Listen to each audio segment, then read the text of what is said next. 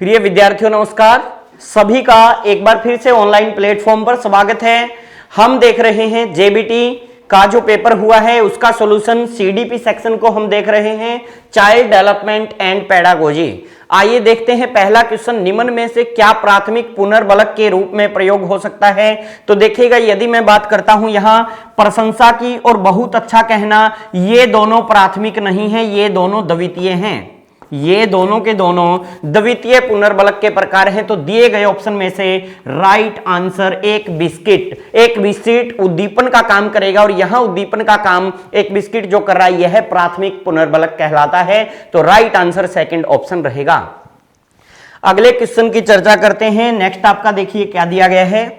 अगला क्वेश्चन है आपका स्कैप फोल्डिंग। स्कैप फोल्डिंग मीन्स यानी स्कैप फोल्डिंग की आपको देखते ही एक बात दिमाग में आई होगी कि जो स्कैप फोल्डिंग का आपका कंसेप्ट बताया गया था वह थॉर्नडाइक, पावला, वाइगोत्स्की, स्किनर में से साफ साफ वाइगोत्स्की द्वारा वाइगोत्स्की ने एक जेडपीडी कंसेप्ट की बात की थी और एक स्कैप फोल्डिंग की बात की थी।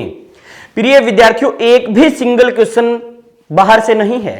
जो हमने ऑफलाइन क्लासेज और ऑनलाइन क्लासेज में जो हमने थ्योरी की थी, सारे के सारे क्वेश्चन आपके थ्योरी में से आए हुए हैं एज इट इज। तो देखिएगा, स्कैप फोल्डिंग की मैं बात करता हूं तो जेडपीडी और स्कैप फोल्डिंग दोनों कंसेप्ट वाइगोत्स्की, मैंने बार बार इस बात पर जोर भी दिया था कि आप जीन पियाजे, कोहलबर्ग, वाइगोत्स्की, ब्रॉनफेन-ब्रेनर डेवलपमेंट के टॉपिक, इन कुछ चीजों को, लर्निंग के टॉपिक, इन चीजों को, पर्सनैलिटी के टॉपिक, इनको देख करके जाइए। बार बार मैंने इन टॉपिक्स पर बल भी डाला था कि आप इन टॉपिक को देखकर जाइए, इनसे क्वेश्चन आने ही आने हैं और ऐसा ही हुआ था। तो देखिएगा, नेक्स्ट क्वेश्चन की बात करता हूं अब मैं। अगला है आपका, निम्न में से किसका अध्ययन मनोविज्ञान एवं शिक्षण शास्त्र के प्रतिच्छेद बिंदु पर स्थित है। तो प्रिय विद्यार्थियों, इसका राइट आंसर क्या रहेगा? फोर्थ ऑप्शन, शिक्षा मनोविज्ञान इसका राइट आंसर रहने वाला है। कौन से क्वेश्चन का? क्वेश्चन नंबर 3 कि किसका अध्ययन मनोविज्ञान एवं शिक्षा शास्त्र में करेंगे। तो एजुकेशनल साइकोलॉजी, ये जो टॉपिक सब हम देख रहे हैं ये सब किसका पार्ट है? एजुकेशनल साइकोलॉजी का ही तो पार्ट है। जो आज हम कोई टॉपिक, पर्सनैलिटी या विकास, कोई भी टॉपिक देखते हैं सब इसी का पार्ट है। शिक्षा मनोविज्ञान राइट आंसर रहेगा। आगे बढ़ते हैं और नेक्स्ट क्वेश्चन देखते हैं। अगला क्वेश्चन आपकी स्क्रीन के ऊपर ये रहा, ऑटिज्म की सर्वप्रथम व्याख्या किसके द्वारा की गई थी। तो ऑटिज्म की सर्वप्रथम व्याख्या की यदि मैं बात करता हूं तो यह आपकी कैनर के द्वारा प्रस्तुत की गई थी। तो राइट आंसर फोर्थ क्वेश्चन का पहला ए ऑप्शन आपका राइट आंसर रहेगा।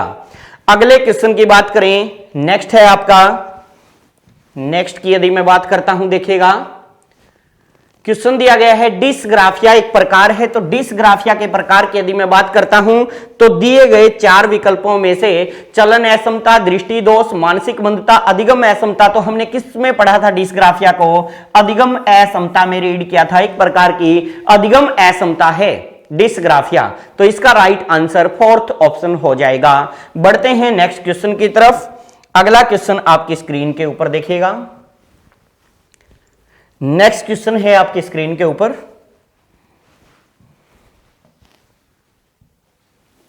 पुनर्बलन की कौन सी अनुसूची सबसे ज्यादा प्रभावी है।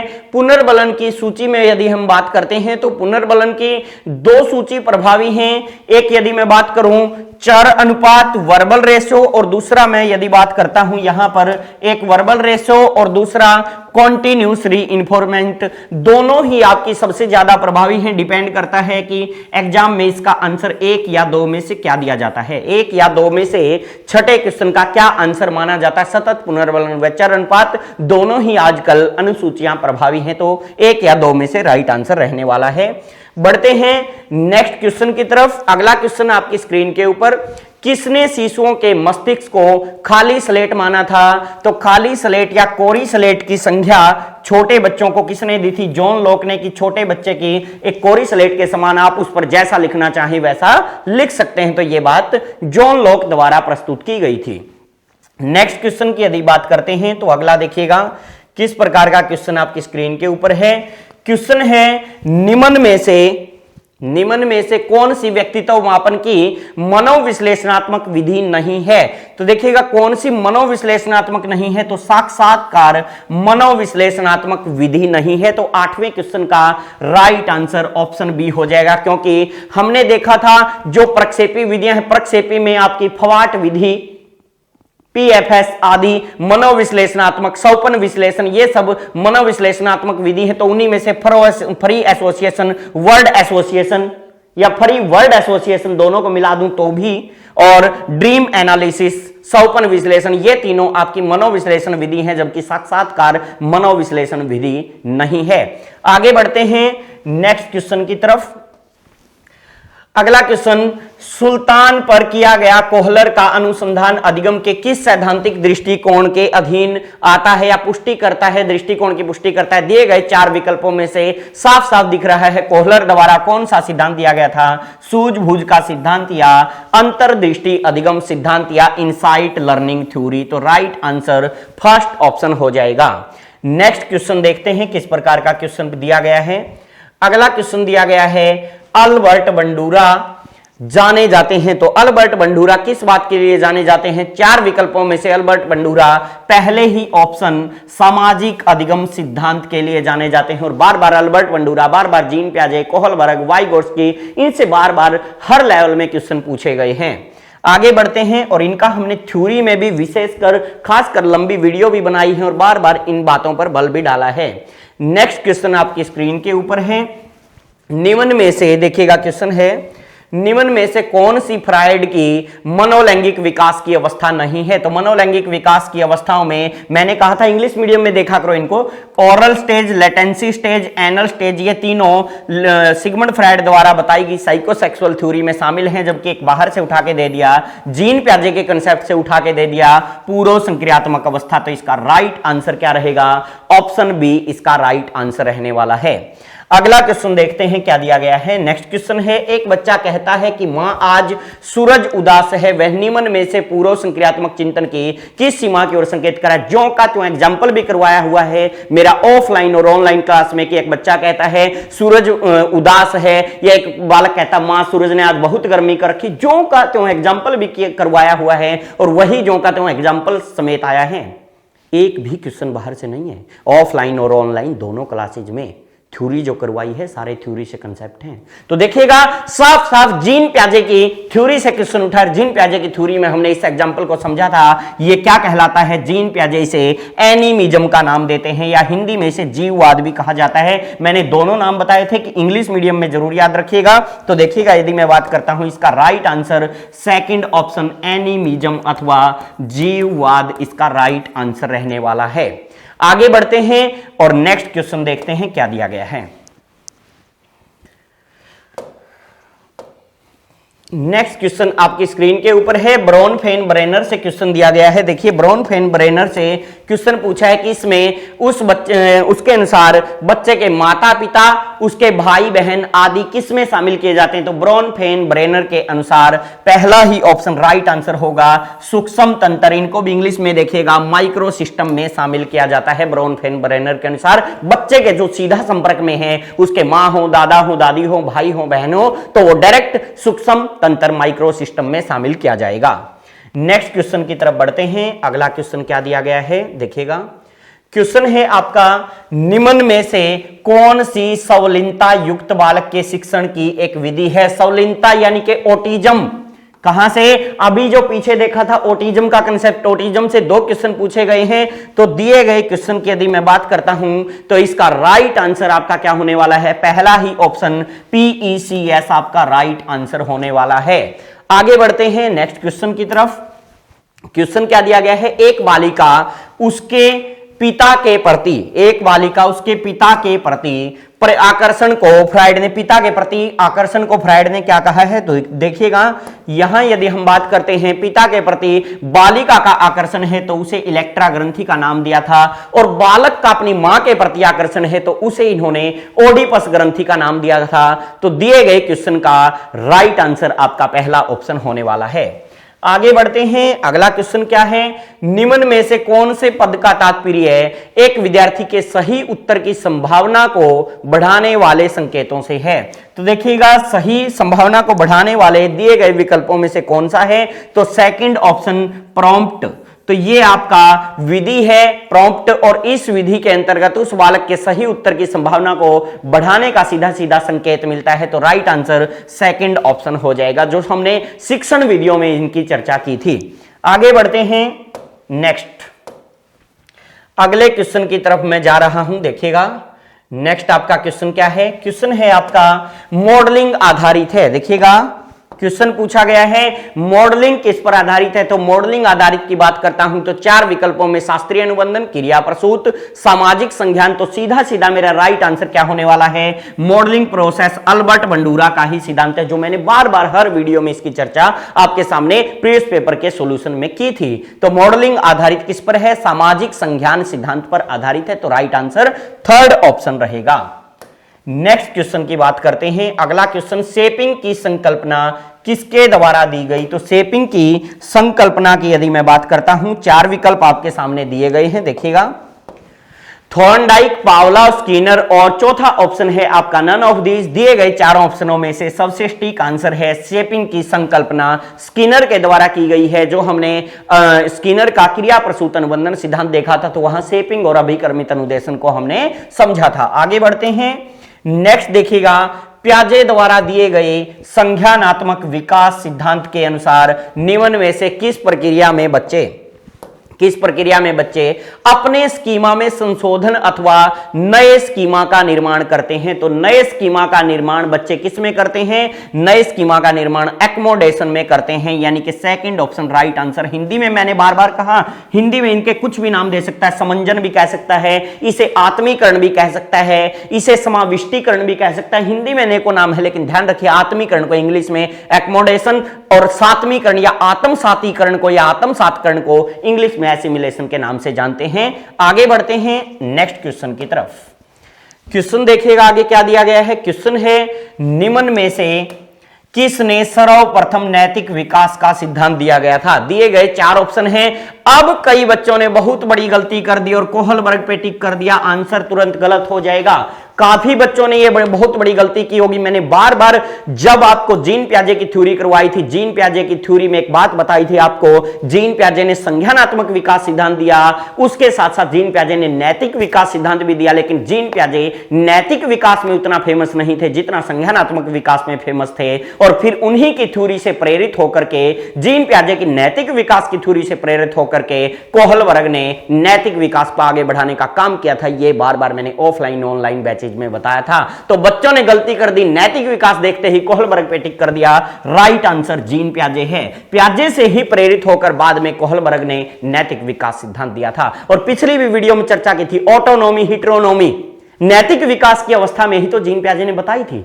हिट्रोनोमी ऑटोनोमी स्टेजेस। आइए आगे बढ़ते हैं। नेक्स्ट क्वेश्चन आपकी स्क्रीन के ऊपर है। देखिएगा क्वेश्चन क्या दिया गया है। क्वेश्चन की यदि मैं बात करता हूं यहां पर, यदि पहले सीखा गया कार्य नए सीखे जा रहे कार्य में बाधा उत्पन्न करता है तो अधिगम का यह स्थानांतरण क्या कहलाएगा। तो जब बाधा उत्पन्न करता है, पिछली वीडियो में भी स्थानांतरण की तीनों बात बताई थी और थ्योरी के अंदर भी यह बात कर रखी है, तो वो सीधा सीधा आपका नकारात्मक स्थानांतरण का पार्ट कहलाएगा। तो दिए गए 21वें क्वेश्चन का आपका राइट आंसर सेकंड ऑप्शन हो जाएगा। आगे बढ़ते हैं।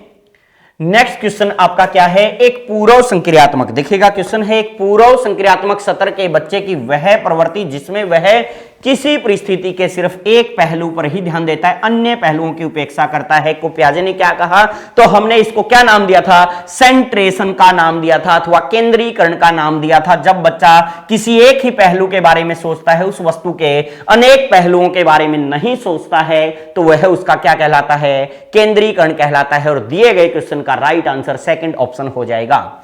अगले क्वेश्चन की बात करते हैं। यह तथ्य, नेक्स्ट क्या है, यह तथ्य कि मछली, देखिएगा क्वेश्चन क्या है, यह तथ्य कि मछली उड़ नहीं सकती और उल्लू तैरना नहीं सीख सकते, यह क्या कहलाता है। तो देखिएगा सीधी सी बात है, स्वाभाविक बात है कि मछली तो उड़ नहीं सकती और उल्लू आपके तैर नहीं सकते। तो यहां ऐसा तो नहीं कह सकते पुनर्बलन की कमी रही होगी, अनुभव की कमी रही है, साफ साफ गलत है। जीवों की सुस्ती, यहां सुस्ती की बात ही नहीं भाई, मछली तो उड़ नहीं सकती, तैरना और उल्लू तैर नहीं सकते, एक स्वाभाविक बात है कि उनकी जैविक सीमाओं में वो बंधे हुए हैं। तो राइट आंसर अधिगम पर जैविक सीमाओं का प्रभाव, फोर्थ ऑप्शन राइट आंसर हो जाएगा। नेक्स्ट क्वेश्चन की तरफ बढ़ते हैं। अगला क्वेश्चन क्या दिया गया है आपको, देखिएगा। क्वेश्चन दिया गया है आपके सामने, क्या है? सेल्डन के अनुसार निम्न में से कौन सा व्यक्तित्व का प्रकार नहीं है? चार विकल्प आपके सामने हैं, एंडोमार्फिक, मेसोमार्फिक, एक्टोमार्फिक, एस्थोमार्फिक। एस्थोमार्फिक कोई भी प्रकार नहीं सुझाया गया सेल्डन के द्वारा। सेल्डन ने पहले तीन प्रकार बताए हैं, 1, 2, 3, चौथा इन्होंने प्रकार नहीं बताया था सेल्डन ने। पिछली वीडियो में ऐसा क्वेश्चन था और उस टाइम मैंने कहा था, वीडियो देख करके जाइएगा जेबीटी वाले। एज इट इज थोड़े बहुत घुमा फिरा के वही क्वेश्चन तीनों लेवल में और सारे थ्योरी में करवाए हुए हैं। यदि आपने थ्योरी ध्यान से देखी होगी तो मैं नहीं कहता कि आपके 30/30 ना आए या 30 में से 29 ना आए। तो देखिएगा, आगे बात करते हैं। तो इसका राइट आंसर फोर्थ ऑप्शन हो जाएगा। नेक्स्ट क्वेश्चन है वर्ग समूह की योग्यता का विकास। फिर जीन पियाजे से क्वेश्चन उठाया गया है और वर्ग समूह की योग्यता का विकास बाल्यावस्था के दौरान अथवा बाल्यावस्था में कैसा चिंतन, मूर्त चिंतन आ जाता है। तो इसका राइट आंसर मूर्त संक्रियात्मक अवस्था के दौरान, थर्ड ऑप्शन राइट आंसर हो जाएगा। अगला क्वेश्चन क्या दिया गया है आपकी स्क्रीन के ऊपर देखिएगा। क्वेश्चन है सीधा सीधा क्या क्वेश्चन दिया गया है, निम्न में से कौन सा निरीक्षणात्मक अधिगम का तत्व नहीं है? निरीक्षणात्मक अधिगम अथवा मॉडलिंग प्रक्रिया अल्बर्ट बंडूरा द्वारा जब बताई थी, मॉडलिंग प्रक्रिया के उन्होंने 4 चरण बताए थे, 4 में से 3 तो दिए गए हैं, अटेंशन, रिटेंशन, प्रोडक्शन, लेकिन ये फोर्थ बाहर से उठा लाए, प्रीपरेटेशन या प्रीपरेशन या तैयारी। तो राइट आंसर फोर्थ ऑप्शन हो जाएगा। 26वें सवाल का फोर्थ ऑप्शन राइट आंसर रहेगा। अगले क्वेश्चन की तरफ बढ़ते हैं। नेक्स्ट क्वेश्चन है दृष्टि से हटने। फिर जीन पियाजे से क्वेश्चन है, दृष्टि से हटने के बाद मस्तिष्क से हट जाना किसकी उपयुक्त व्याख्या? यानी मैंने इसको आपको बताया था, आंख से ओझल तो दिमाग से ओझल, उदाहरण भी दिया था और जीन पियाजे ने ये गेंद व कंबल के प्रयोग से सिद्ध भी किया था। आंख से ओझल हो जाने पर दिमाग से ओझल होना, बात तो वही है। दृष्टि से हटने के बाद मस्तिष्क से हट जाना पहली ही अवस्था थी, संवेदी गामक अवस्था। तो राइट आंसर फर्स्ट ऑप्शन हो जाएगा, आरंभिक संवेदी गामक अवस्था। तो 27वें क्वेश्चन का आपका राइट आंसर पहला ऑप्शन रहने वाला है। नेक्स्ट क्वेश्चन की तरफ बढ़ते हैं। क्वेश्चन दिया गया है आपका, देखिएगा क्या है क्वेश्चन है, मेयर व सलोवे के अनुसार निम्न में से कौन सी प्रक्रिया भावनात्मक बुद्धि के समप्रत्यय में शामिल नहीं है? तो देखिएगा, मेयर व पीटर सलोवे, बार बार क्वेश्चन आया है तीनों लेवल के अंदर। इन्होंने संवेगात्मक अथवा भावनात्मक बुद्धि का शब्द का सर्वप्रथम प्रयोग किया था और इनको आगे बढ़ाने का कार्य, इस सिद्धांत को प्रस्तुत करने का कार्य, संवेगात्मक या भावनात्मक बुद्धि का हर जगह चर्चा में आने का विषय डेनियल गोलमैन थे। तो इन्होंने कौन सा नहीं सुझाया, कौन सा संप्रत्यय मेयर पीटर सोलोवे द्वारा नहीं सुझाया गया? तो दिए गए विकल्पों में से इन्होंने समझ, प्रत्यक्षण, प्रबंधन आदि सुझाया था। रचना राइट आंसर हो जाएगा। रचना का संप्रत्यय इनके द्वारा नहीं सुझाया गया था। Construction right answer. अगला क्वेश्चन आपकी स्क्रीन के ऊपर है। क्वेश्चन देखिएगा, साफ साफ हमें दिख रहा है क्वेश्चन क्या है। देखिए, निम्न में से कौन सी ब्रूनर द्वारा दी गई संज्ञानात्मक विकास की अवस्था नहीं है? जेरोम ब्रूनर ने संज्ञानात्मक विकास के जो सिद्धांत में दिए थे, उन्होंने बताया था क्रियात्मक अवस्था, प्रतिबिंबात्मक, संकेतात्मक। मैंने साफ साफ दोनों नेम, हिंदी इंग्लिश दोनों नेम बताए थे, एनेक्टिव स्टेज, आइकॉनिक स्टेज, सिंबॉलिक, ये 3 तो बताए थे। एक्रेलिक अवस्था बिल्कुल भी नहीं सुझाया गया। तो फर्स्ट ऑप्शन राइट आंसर हो जाएगा। अगले क्वेश्चन की तरफ बढ़ते हैं। नेक्स्ट क्वेश्चन क्या दिया गया है, क्वेश्चन देखिएगा। क्वेश्चन है आपका, वाइगोट्स्की के अनुसार एक बच्चा जिन कार्यों को अपने से दक्ष व्यक्ति की सहायता से पूरा कर सकता है, उसकी ऊपरी सीमा क्या कहलाती है? तो दिए गए क्वेश्चन में देखिएगा, जेडपीडी का कंसेप्ट हमने समझा था, लेकिन इसका आंसर जेडपीडी बच्चों ने लगा दिया। जेडपीडी गलत हो जाएगा। समझिए, क्वेश्चन की लैंग्वेज अधूरी दी है, पूरी नहीं दी। क्योंकि जेडपीडी क्या था? वास्तविक क्षेत्र तथा कार्यकारी क्षेत्र के मध्य का अंतर जेडपीडी था। लेकिन इसका उत्तर जेडपीडी ने अंतर नहीं कहा। हम किसी कार्य को या एक बच्चा किसी कार्य को दक्ष व्यक्ति की सहायता से पूरा करता है, इसका मतलब लेवल ऑफ पोटेंशियल डेवलपमेंट, संभावना बनी रहेगी, उसकी संभावित विकास का क्षेत्र कहलाएगा। और जब वो काम खुद करता बिना दक्ष की सहायता से, फिर उत्तर होता वास्तविक विकास स्तर। फिर आंसर होता एक्चुअल डेवलपमेंट, जब बच्चा बिना किसी दक्ष के सहायता खुद कार्य करता तो आंसर होता वास्तविक। और पूरा दिया होता कि खुद कार्य करने और किसी दक्ष की सहायता से कार्य करने में वो अंतर पाता है, फिर क्या कहलाता, फिर कहलाता जेडपीडी, समस्त विकास का क्षेत्र। डिटेल से चीजें सारी बताई गई थी। तो उम्मीद करता हूं आपने अच्छा स्कोर हासिल किया होगा।